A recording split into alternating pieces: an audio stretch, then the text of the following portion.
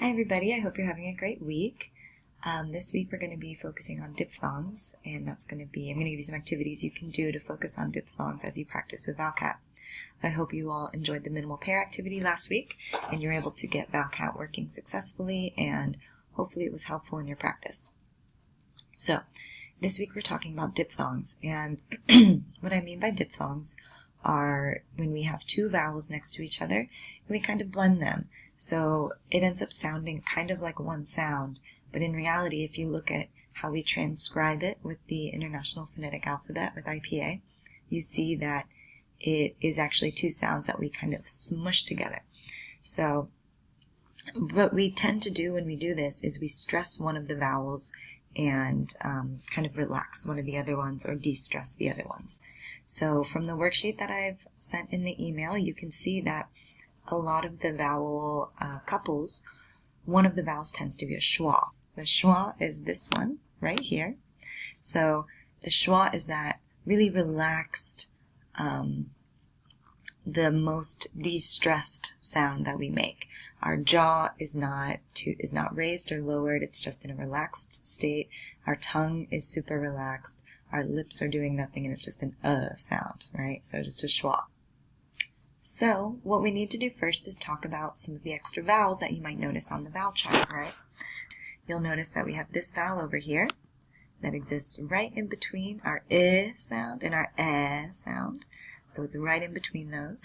Then we also have these three sounds back here. So this sound here I've also added, and that's going to be a, low back, kind of back low corner of your mouth. So the back of your tongue is going to be really low. So that's going to be an ah sound. And then you can see we go right back to here. And that's going to be very similar, except we're going to round our lips. When they're really on that back end, we tend to round those ones. And so we want to do similar to this sound, but then just round our lips. So, oh. Then this one up here, which you might recognize as an O, right? But you want to make sure that you're only pronouncing the beginning of that O sound.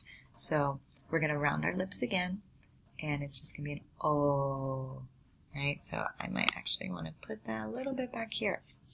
All right, great. So now we've got our extra vowels that we need to do our practice. Okay, so if you notice, I gave you a sheet with some good examples to work on. Now, a great way to work on diphthongs is to be able to see the movement from one vowel to the next, so that you make sure that you're putting enough time into the two sounds that we're blending and you see that movement happening, or else people aren't going to hear it and your diphthongs might get lost or they might be misunderstood, which can really change the word you're trying to pronounce or what you're trying to say. Okay, so we're going to start with an easy one. We're going to start with one that starts here on the sound and moves up to an I sound. Alright, they're very close to each other, and that can make it almost more difficult because it's a more subtle movement and it's not a very strong, front to back movement. But this is very common sound. So this is found in words like say, play, pray, they, right? So what we want to see is we want to practice. We want to start with trying to make this sound and moving it up to that sound. So here we're going to work on that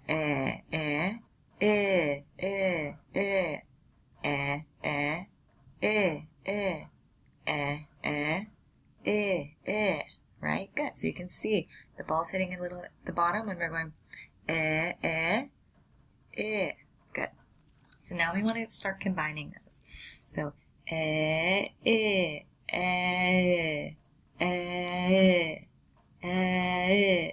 right? So this is a little bit goofy. You might feel a little silly doing it, but the more you practice moving those vowels and then putting it all together in a word, right? So